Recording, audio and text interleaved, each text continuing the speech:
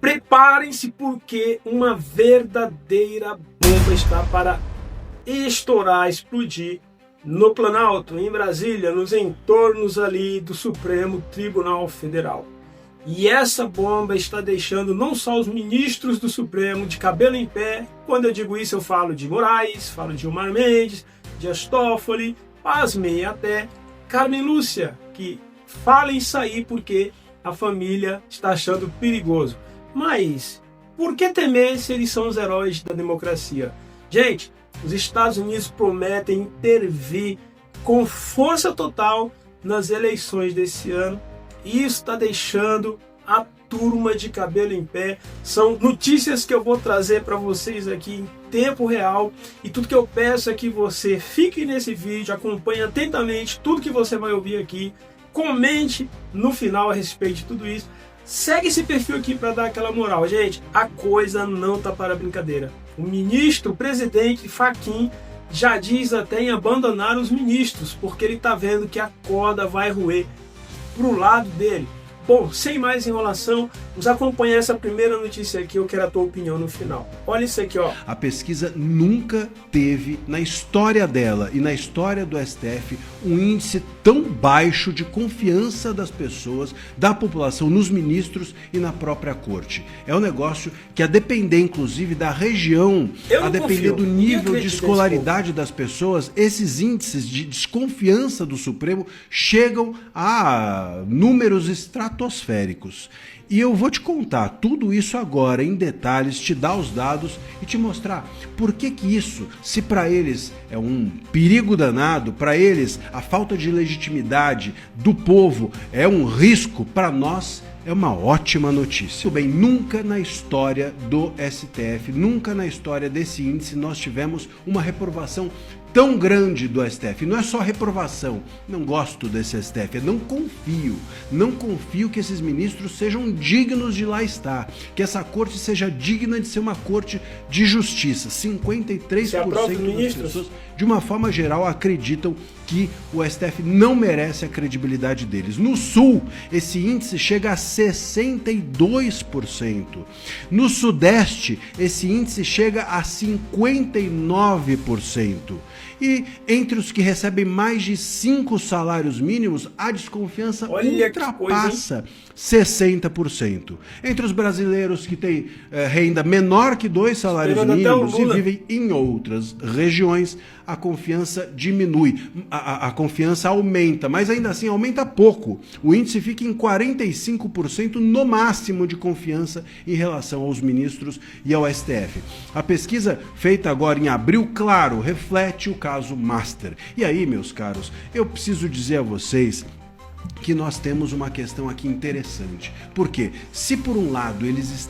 A Globo soltou a mão dos ministros. Temos vistos aí, graças a Deus, matérias que falam que o Supremo, alguns ministros ali estão agindo como dentadores, se é que você me entende.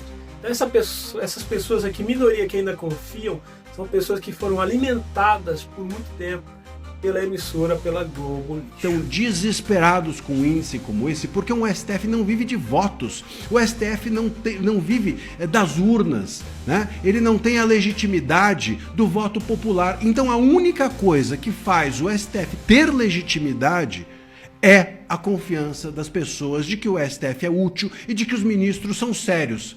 Se nós temos índices como esses mostrando que o povo não confia no STF, não empresta a eles, aos ministros, legitimidade, nós temos sim uma corte que está indo... Uma enquete rápida aqui, você é a favor de que os ministros possam chegar ao Supremo? Eles devam chegar lá desde que passem pelo voto popular ou continuem sendo indicados pelos presidentes? Qual a sua opinião? Eles têm que passar pela aprovação popular? Comenta abaixo. Contra a instituição. Os ministros estão destruindo a instituição. É disso que se trata. E para nós isso é bom. por incrível que pareça. E por que isso é bom? Porque por mais que eles estejam se blindando, por mais que eles busquem se proteger, por mais que eles estejam se amparando, quase que eu disse uma palavra aqui que boa para ser preso, mas por mais que eles estejam se escudando nas autoridades, na troca de favores, e sabe-se lá mais em quê? Diante do Senado, diante da Câmara dos Deputados, diante da OAB, diante das entidades todas, por mais que eles estejam ali se protegendo, meus caros, o negócio é o seguinte, não tem como virar a página dessa maneira. Não tem como eles falarem, olha, nós não fomos investigados, então fica por isso mesmo. Nós não temos aqui ninguém que tenha coragem de nos confrontar, então deixa pra lá e siga a vida. Não tem como seguir a vida com um Supremo com uma confiabilidade tão pequena. Vocês percebem a questão aqui? Se nós não confiamos no Supremo, o Supremo não tem força. Não tem força. Alguém com poder, sem voto, só tem força e só tem legitimidade com a confiança. A confiança é a engrenagem de uma entidade como o Supremo Tribunal Federal.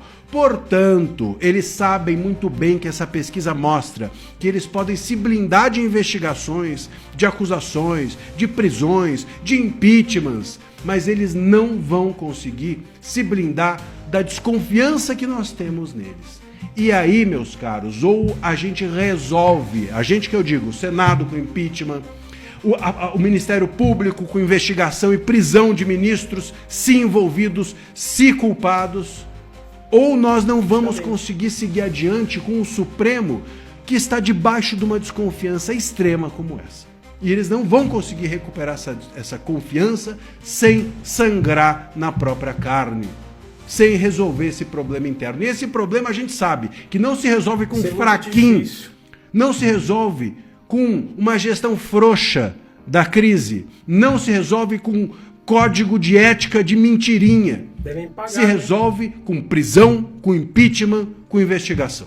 E é o que nós aguardamos aqui, né? Queremos que as investigações do Banco Master avancem, que André Mendonça não afrouxe, né? Não sejam frouxos como senadores e alguns parlamentares, e coloque na cadeia todos aqueles que devem, seja de esquerda, de direita, seja ministro, seja o raio que o parta. Agora, gente, o Fachin, ele percebeu isso, e ou ele deixa de ser fraquinho, ou é o que nós ouvimos agora.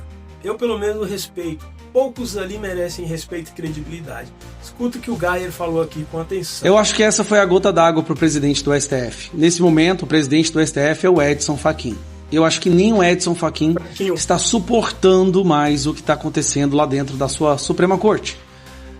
Gilmar Mendes, Dias Toffoli, Alexandre de Moraes viraram motivo de vergonha para o Edson Fachin, que mesmo que tenha um viés ideológico de esquerda, ele mesmo já admite que esse pessoal foi longe demais.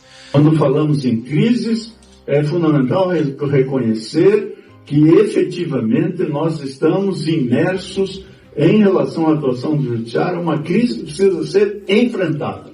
Então ali ele está mostrando insatisfação com o comportamento de alguns ministros do STF e está admitindo que o STF está passando por uma crise. De modo algum se colocou em questão, e não se deve colocar em questão, a importância do parlamento fiscalizar todos e a todas as instituições por meio de CPI. Quem nada deve, nada teme. Opa! Peraí, Fachin, você está comprando briga com seus colegas. Porque o que o Dias Toffoli e o Gilmar Mendes estão falando é que o Alessandro Vieira deveria ser cassado porque ele está porque ele fez um relatório de uma investigação de uma CPI. Durante a sua presidência, o STF virou um tribunal de exceção, de proteger bandido e de perseguir senadores, de perseguir deputados. Por isso, Fachin, que ou você resolve esse problema agora, ou a solução já não é impeachment mais. Nós já não falamos mais de impeachment. Já se fala em renovar o STF. Em uma troca total de todos os membros, com uma nova Constituição, porque o STF levou o Brasil para um buraco tão profundo que não se vê mais a possibilidade de consertar isso, mas teria que ser refeito. É isso aí, pessoal. Eu não confio. Ali poucos nos dão um fio de esperança. Né? Agora, o que aconteceu também no último final de semana deixou o Lula muito preocupado, tanto que em última reunião ele está todo oriçado, falando alto, berrando de novo, igual uma cabra velha, falando pro Trump parar de se meter nas coisas do Brasil. Não tem como, pessoal. Do jeito que as coisas estão andando, tá mais fácil o Lula fazer companhia ao ditador Maduro. Olha só o que aconteceu aqui no caso do Ramagem, com a interferência de Trump e também de Eduardo Bolsonaro. Se engana quem pensa que o Eduardo Bolsonaro está morto porque teve o seu mandato cassado, tá? Presta atenção nisso aqui, ó. Nós estamos sim sob uma intervenção dos Estados Unidos e eu vou contar para você nesse vídeo por quê. O Alexandre Ramagem, ex-agente da BIM, ex-diretor da BIM, Agência Brasileira de Inteligência, que está nos Estados Unidos como uma pessoa asilada politicamente, porque aqui no Brasil ele foi condenado a 16 anos de cadeia, ele foi detido pelo setor de imigração dos Estados Unidos. Ele estava dirigindo, e lá nos Estados Unidos é de forma corriqueira isso, quando você está dirigindo, a polícia te para, e ali se tem algum tipo de irregularidade, você é levado para um centro de análise, e lá ele foi preso pelo setor de imigração. Aí, o que aconteceu? A imprensa noticiou no Brasil, que eu vou mostrar para vocês aqui, inclusive publicado no site oficial da Agência Brasil, que o Ramagem tinha sido preso fruto de cooperação entre Brasil e Estados Unidos. Foi uma nota oficial da Polícia Federal. Isso foi desmentido. E nós temos a informação que existiu uma intervenção direta do Donald Trump e Marco Rubio para poder soltar o Ramagem. Ares de teoria da conspiração, mas eu preciso te dizer aquilo que eu leio nos bastidores, que nós temos um núcleo de notícia de política e lá todo mundo está falando.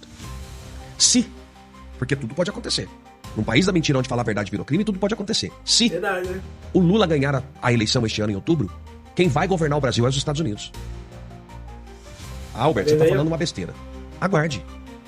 Aguarde e verifique. Eu espero que tenhamos algo nítido e explícito, porque as pesquisas já mostram o Flávio ultrapassando o Lula em 5 instituições de pesquisas. Eu espero que ao chegar em outubro, ele estando na frente, as evidências mostrando, ele possa ganhar e levar o Brasil rumo a algo que precisa ser consertado em todas as esferas. Judiciário, legislativo e executivo. Porque tá uma bagunça. Aqui o que se fala de dia não sustenta a tarde e não se garante a noite. O Brasil tá desse jeito. Os bandidos viraram pessoas que dão opinião, enquanto na verdade por trás tem um monte de gente roubando. Isso é muito sério que eu tô falando. Isso é muito grave que acontece no nosso Brasil. E tá na hora de mudar, né, gente? Acho que todas as coisas elas mudam na turbulência, quando está ruim. Então é a hora de mudar, é agora. Passou da hora de mudar, na verdade, né, pessoal? Precisamos de uma renovação no Senado, precisamos de uma renovação no Supremo. Se tiver que prender ministro, impeachment, pois que seja feito, pessoal. Que seja feito para acabar com essa baderna no Brasil. Agora, o Moraes tentou intimidar o Flávio Bolsonaro por conta de uma postagem que ele fez, vocês vão ver aqui, achando que ia calar o Flávio, né? O Moraes dobrando a aposta como sempre. Ele só não contava que o Flávio Bolsonaro tem um sangue do capitão. Gente, veio a resposta, veio a invertida, eu quero que vocês acompanhem aqui e comentem no final. Vocês acham que o Flávio Bolsonaro vai ficar inelegível por falar a verdade a respeito de Lula e o amiguinho dele, o ditador Maduro? Acompanhe. É que o ministro Alexandre de Moraes, ele peça ao governo americano toda a documentação que existe com relação à prisão do Maduro e a sua relação com Lula, porque quem está acusando o Maduro de ser terrorista é o governo americano, não sou eu. A ligação histórica que existe entre Lula e Maduro é pública, então, sinceramente, eu não entendi qual é a intenção do ministro Alexandre de Moraes em aceitar abrir um inquérito como esse, né? Então vamos aguardar, não vou me calar, vou continuar acusando e falar a verdade sobre quem é Lula, que é ligado a ditadores, a marginais, a terroristas. É isso que ele cultivou, é isso que ele pratica com todo o seu posicionamento, né? Sentado na cadeira de presidente da República, ao invés de colocar o interesse do povo brasileiro em primeiro lugar, ele continua priorizando as suas preferências ideológicas que acabam trazendo prejuízo para o povo brasileiro, fecha portas. E é importante frisar aqui que o próprio Moraes, o herói da democracia, está considerando crimes de injúria posts publicados mostrando Lula, seja com o ditador Maduro, seja com um da Nicarágua, seja com aqueles amiguinhos dele que a gente sabe que de democráticos não tem nada. Então, Trump já está de olho lá fora, Marco Rubio, Jason Milley, todos estão de olho e é o que nós ouvimos aqui no vídeo. Essa eleição, vamos supor, meu Deus do céu, que Deus nos guarde, nos livre, que Lula seja reeleito, que não é difícil, tá? Não é difícil. Tem uma grande parte da população que vota nele e tem uns amigos que ajudam ele desde 2022. Só que os Estados Unidos vão considerar inválido e vão tomar posse da nossa nação. Olha isso. com países que são parceiros comerciais do Brasil há muito tempo. E o coleguinha dele, o Maduro, está lá respondendo pelos crimes que ele cometeu. Isso que tem ali o Hugo Chávez como um dos fundadores do Foro de São Paulo. Então tem uma ligação histórica entre Lula e esse pessoal da esquerda. Uma frase resume tudo que isso. Maduro, vai ser proibido presidente, postar isso. é a Venezuela que Chávez sonhou. Que utiliza-se, né, de métodos nada tradicionais para sustentar as economias de seu país, inclusive ligação com o narcotráfico. Então nós aqui vamos nos posicionar, somos antiterroristas, antitraficantes, e o Lula, pra cima, Flávio, ele pode querer usar o instrumento que ele quiser, né, para me cercar, usar os seus coleguinhas aqui do poder em Brasília para tentar me intimidar, mas não vai conseguir, e a única certeza que eu tenho é que ele não será mais presidente do Brasil a partir de